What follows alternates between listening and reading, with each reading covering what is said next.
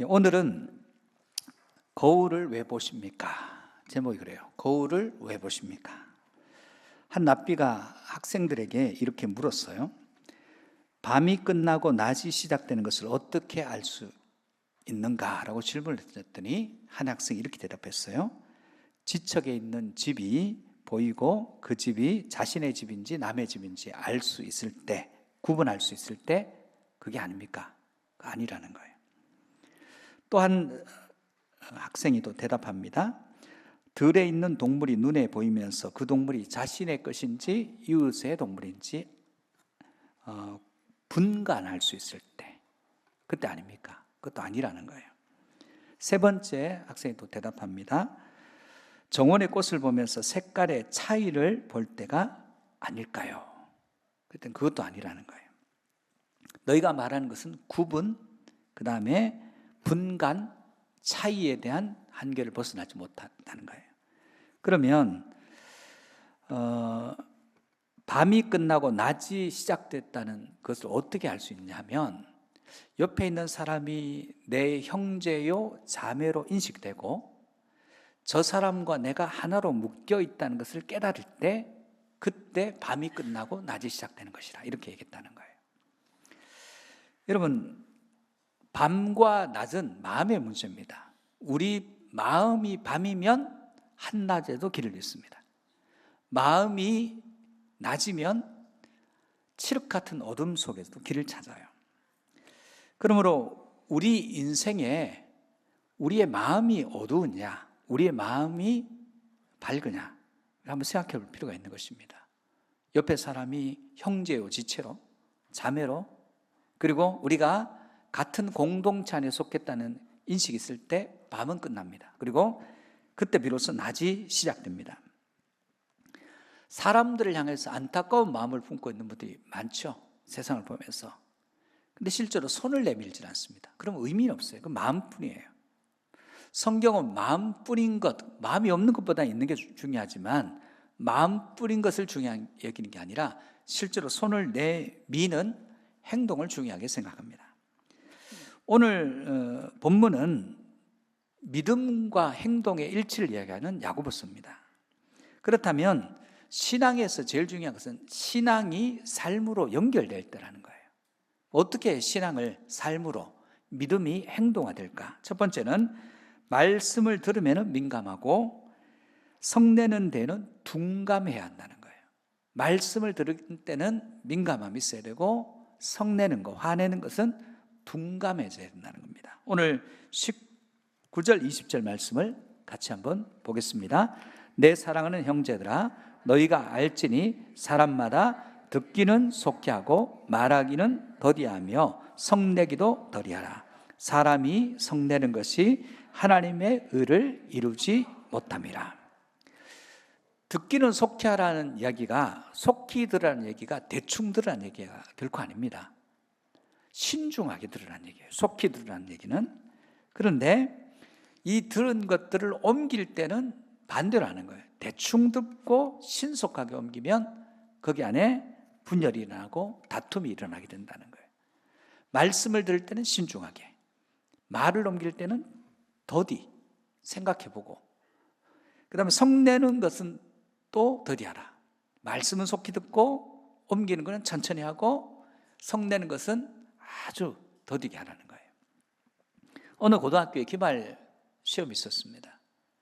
그 과목 선생님이 채점을 하기 위해서 교무실에 채점을 하다 보니까 그 답안지 하나에 보니까 답안지 화이트가 칠해졌어요. 답이 있어야 될 자리에. 그리고 옆에다가 동전으로 긁어보세요 이렇게 돼 있어요. 아주 괘씸하잖아요. 학생이 답을 써놓고 그걸 화이트로 해놨으니까 동전으로 긁어야 이제 답을 알고 거기에 채점을 해야 되는 거예요. 교사가 어이가 없어서 옆에 교사들이 보여줍니다. 그랬더니 옆에 교사도 어이가 없어서 헛웃음만 나오는 거예요. 그러나 저는 아무튼 동전을 꺼내가지고 긁기 시작합니다. 그걸 긁고 난 뒤에 갑자기 교사가 벌떡 일어나더니 교무실로 그 학생을 잡으러 손사같이 달려가요. 도대체 뭐라고 써있길래 교사가 저렇게 화가 났을까? 동료 교사가 딱 보니까 꽝! 다음 기회에 이렇게 돼 있어요. 여러분, 화를 내야 될 지점이 있어요. 우리가 화를 안 내면 좋습니다만 화를 내야 될 때는 반드시 기도하고 해야 됩니다. 목사님, 성질 나는데 언제 기도해보고 성질 냅니까? 그때 바로 내야지. 그게 무슨 얘기일까요? 기도해보고 성질 내려고 하면 이미 화가 죽어요. 그래서 성내는 것들이 하나님이 기뻐하시는 것이 아니기 때문에 성내는 것을 중지하라는 거예요. 여러분, 사람과의 관계 안에서 사회적 의분을 가지고 있는 분이에요. 세상이 어떻고 저것은 틀렸고 이것은 이래야 되고 그러면서 화를 품고 있는 분들이 있습니다. 근데 이 화를 품고 있는 분들의 관계 맺음 보면 관계가 잘 안 돼요. 의분, 사회적 의분이든 화낼 만한 일이든 상관없이 의분을 품고 있는 사람 주변에는 가만히 보면 할 수 없이 있는 사람 빼고 온전한 관계를 맺는 사람이 별로 없더라는 거예요. 우리 세상을 살아갈 때 사회적으로 잘못된 것을 분노를 내주는 사람 볼 때 마음이 시원해요. 저 사람이 대신 욕해 주니까 너무 좋다. 근데 그 의분을 품고 화를 내고 세상에 대해서 정죄의 시선으로 바라보는 그 일을 통해서 세상이 바뀌는가? 안 바뀝니다. 바뀌질 않아요. 그래서 성내지 말라고 얘기하는 것입니다. 세상의 문제에서 해답은 언제나 말씀이었습니다. 기독교인이라서 하는 얘기가 아니에요. 오늘 본문 21절에 보니까 그러므로 모든 더러운 것과 넘치는 악을 내버리고 너희 영혼을 능히 구원할 바 마음에 심어진 말씀을 온유함으로 받으라. 이렇게 되어 있어요. 자, 모든 더러운 것과 넘치는 악이 뭘까요? 대충 들어요. 대충 들은데 나도 잘 모르는 것들을 옮겨요. 옮기니까 나도 속이고 상대도 속였어요. 그리고 가끔씩 불같이 버럭버럭 화를 내요. 그래서 관계는 다 깨집니다. 이게 넘치는 악이라는 거예요. 모든 더러운 것과 넘치는 악. 듣는 것에 신중해야 되는데 신중하지 못하고, 말을 옮긴 데는 확인 없이 옮기고, 그리고 성낼 때는 기도 없이 성내고, 이게 넘치는 악이라는 거예요. 그럼 어떻게 되느냐? 너희 영혼을 능히 구원할 바 마음에 심어진 말씀을, 우리의 일을 구원할 말, 우리 영혼을 능히 구원할 마음에 심어진 말씀이라는 거예요. 여러분, 말씀이 선포될 때 이 말씀은 언제나 영혼을 능히 구원할 우리 마음에 심어진 말씀인데, 어느 순간 우리 마음이 돌짝밭이 되고 길가가 되고 가시들기가 있어서 뿌리를 내리지 못하고 열매를 맺지 못하고 자라지 못합니다. 그래서 말씀을 받는 태도가 있는데 온유함으로 받으라는 거예요. 온유함으로. 온유라고 하는 것은 한마디로 말하면 온유한 마음은 낮은 마음이에요. 그 말씀이 나하고 부딪혔을 때 내가 손해날 것 같아요. 그런데 그 말씀을 그럼에도 불구하고 받는 겁니다. 온유는 그 말씀을 듣고 순종하기 위해 받는 태도입니다. 말씀보다 우리가 높이 있을 때 말씀은 결코 안 들립니다. 말씀을 우리가 다 재단하고 판단해 버립니다. 그런데 말씀보다 낮은 자세에서 어떤 말씀을 하시든지 그 말씀에 나를 맡기고 내가 변화되리라는 각오를 가지고 듣는 그 자세가 온유한 자세예요. 온유는 성령님이 함께 하시는 역사입니다. 온유는 성령님의 은혜로 하나님 앞에서 낮아진 마음의 상태를 온유다, 이렇게 얘기합니다. 인간이 변하기 전의 모습과 비교하면 부드럽죠. 그 다음에 관대하고 잘 참아요. 그리고 또 이런 모습이 때로는 우유부단해 보이기도 하고 너무 맹목적으로 순종하는 것 같아서 사람이 좀 덜 떨어져 보이기도 합니다. 그런데도 불구하고 그 안에 자유가 있고 그 안에 강함이 있어요. 온유는 그 안에 참된 자유가 있고 참된 강함이 그 안에 있습니다. 왜요? 말씀이 심어져서 뿌리를 내리고 열매를 맺기 때문에 그렇습니다. 온유한 자의 인격적 특징이 네 가지가 있는데, 첫 번째는 외적으로 부드러우면서 내적으로 강해요. 외유내강이에요. 바깥으로 강하고 내적으로 약하고 이런 모습이 아니라 바깥이 부드러워요. 내적으로는 강해요. 두 번째는 확고한 삶의 목적을 가지고 있으면서도 고집스럽지가 않아요. 목적이 분명하면 고집스러울 수 있는데 고집스럽지는 않습니다. 생각이 없어 보이지만, 세 번째, 확고한 삶의 목적과 삶의 의미를 추구해요.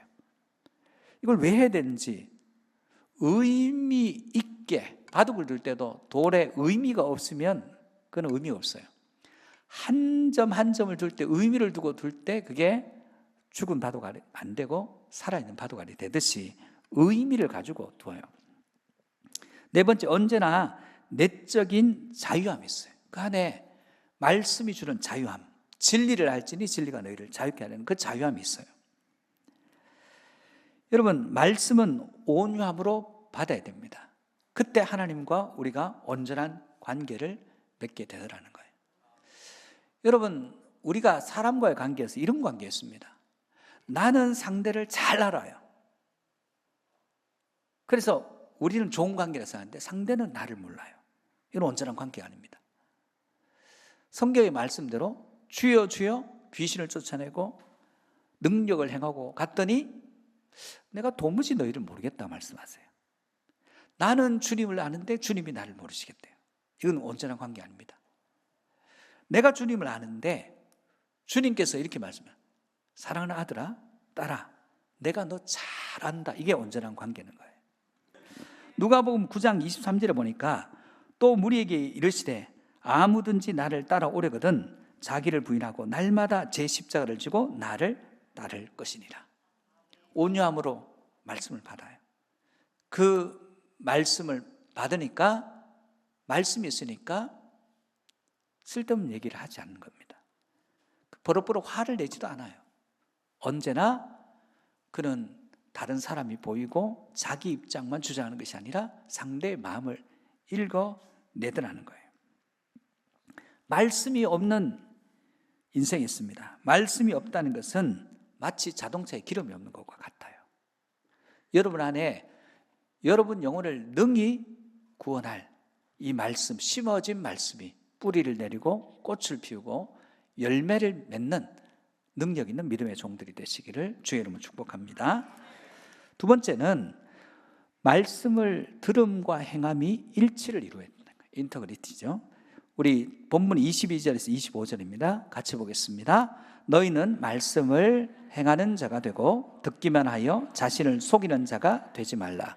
누구든지 말씀을 듣고 행하지 아니하면 그는 거울로 자기의 생긴 얼굴을 보는 사람과 같아서 제 자신을 보고 가서 그 모습이 어떠했는지를 곧 잊어버리거니와 자유롭게 하는 온전한 율법을 들여다보고 있는 자는 듣고 잊어버리는 자가 아니요 실천하는 자니 이 사람은 그 행하는 일에 복을 받으리라. 말씀은 행하기 위해 주어진 거예요. 듣기만 하고 잊어버리기 위해서 말씀이 주어진 건 아닙니다. 어떤 사람이 하나님 말씀 말고 세상에서 지혜를 얻었어요. 아이고 이런 귀중한 깨달음을 얻었는데 그 사람은 삶은 안 바뀌어요. 언제나 감격만 해요. 너무 놀랍다, 너무 감격스럽다, 내가 저런 것을 미처 몰랐구나. 근데 그 사람의 삶은 바뀌지는 않습니다. 어떤 유행을 따라가기도 합니다. 그러나 그 유행이 그 사람을 바꿔놓지는 못해요. 언제나 뒤따라가기만 하더라는 거예요. 오늘 성경은 한 예화를 얘기하고 있습니다. 성경적 예화죠.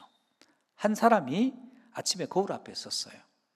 보통 거울 앞에 서는 이유는 온 매무새를 가다듬고 흥크러진 머리를 빗어내리고 그리고 자기 얼굴을 화장하기도 하고 그리고 무엇이 불필요한 것이 묻지 않은 걸 보기 위해서 보는데 아침에 너무 급히 밥을 먹었는지 얼굴에 밥알 3개가 붙어 있어요. 내가 너무 급히 먹었나? 알았어요. 자기 얼굴에 밥알이 3개가 붙어 있다는 걸 알았어요. 인지했어요. 그리고 붙어 있군. 그리고는 가방을 메고 출근합니다. 출근하는데 사람들이 계속 수군거려요. 그리고 힐끔힐끔 쳐다보고 이상하게 쳐다보는 겁니다. 근데 옆에 또 오지랖이 넓은 한 사람이 얘기합니다. 거울을 한번 보시는 게 좋겠습니다. 이렇게 얘기를 했어요. 그랬더니 그 사람이 뭐라고 얘기합니까? 제 얼굴에 밥알 3개가 묻어 있죠? 네. 나도 알아요. 아침에 봤어요. 그 정도는 누구나 알 수 있어요. 당신이 일이나 잘하세요. 내가 알고 있다고. 근데 웬일인지 떼진 않아요. 그냥 붙이고 있어요. 하루 종일 사람들은 이상하게 쳐다봅니다. 오늘 그 얘기예요. 알고 있어요. 믿음 생활을 어떻게 했는지 알고 있어요. 그렇게 살진 않아요. 오늘 본문은 이런 얘기를 하는 거예요. 자유롭게 하는 온전한 율법을 들여다보는 자는 보고서 잊어버린 것, 듣고서 잊어버린 게 아니라 들었으면, 봤으면 삶을 바꾸는 거예요. 그 바꿈이 없다는 거예요. 우리가 듣는다고 복이 되지 않는다고 성경이 얘기합니다. 본다고 복이 되지 않는다고 얘기했습니다. 듣고 보고 교정하고 행할 때 행함이 복이 된다고 이야기하고 있습니다.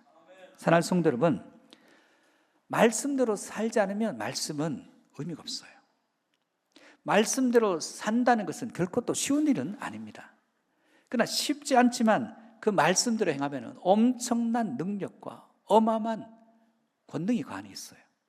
말씀은 우리를 놀랍도록 변화시키고 우리가 한 번도 생각해 보지 못했던, 상상하지 못했던 그 길로 우리를 인도합니다.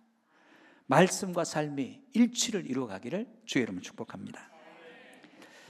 세 번째, 세상에서 살지만 세상과는 다르게 살아야 한다는 거예요.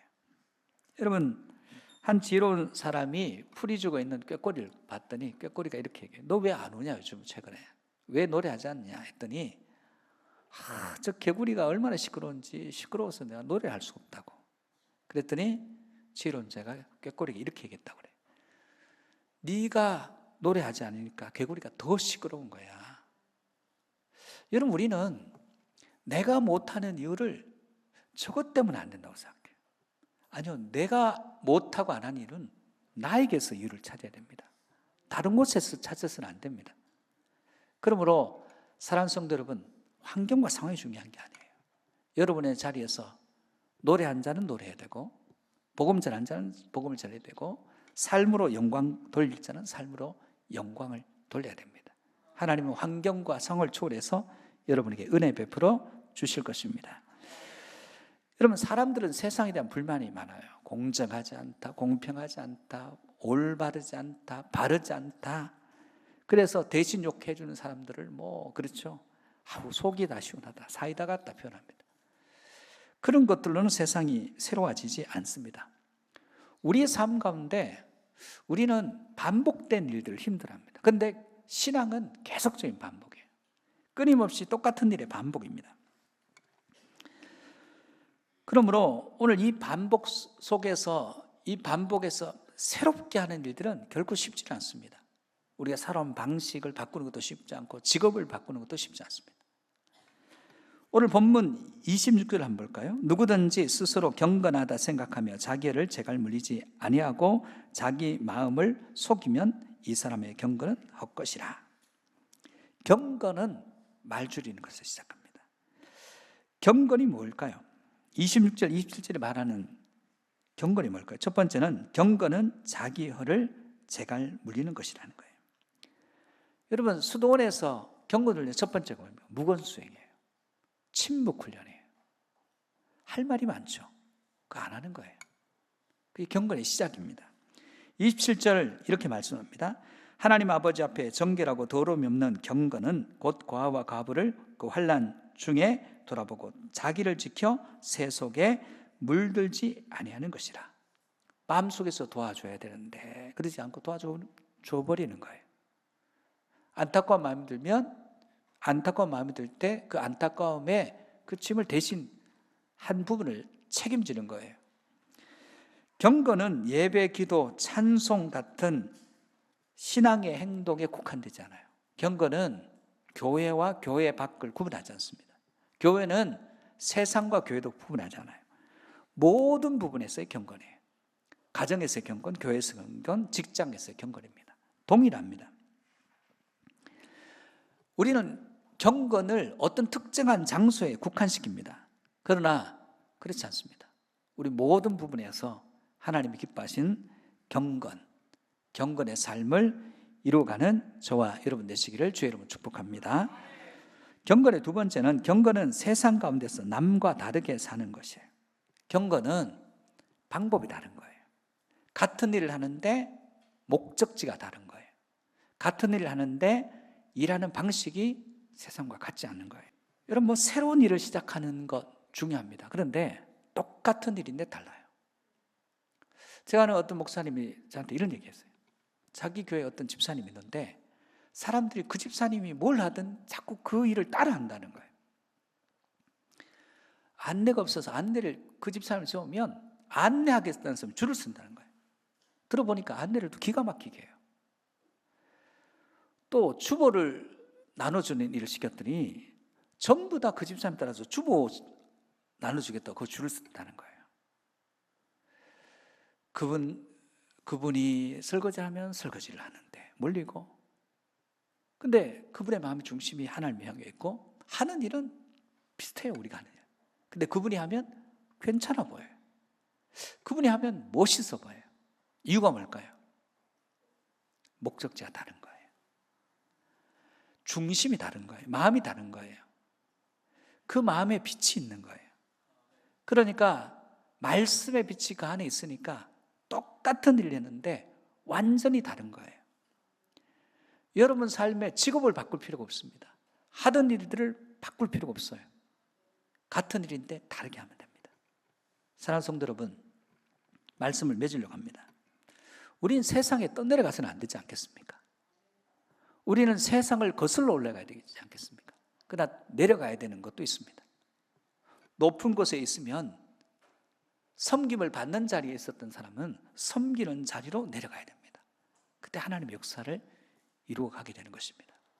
사랑하는 포항예학교의 성도 여러분, 여러분 삶 가운데 여러분 영혼을 구원할 능력 있는 그 말씀을 온유함으로 받고, 그리고 여러분 복음을 전하고 말 옮기를 중단하고, 여러분 안에 화가 올라갈 때마다 그 화는 하나님과의 관계를 이루지 못하고 사람과의 관계도 이루지 못함을 깨닫고 그 중지하는 거예요. 그리고 말씀과 삶을 일치를 이루어가는 것입니다. 그리고 여러분이 지금 하고 있는 일의 중심을 바꾸는 겁니다. 삶의 목적지를 바꾸는 겁니다. 그리고 주님과 함께 동행하듯이 주님의 말씀대로 행함으로 여러분 삶에 놀라운 기적을 경험하는 저와 여러분 되시기를 주의 이름으로 축복합니다.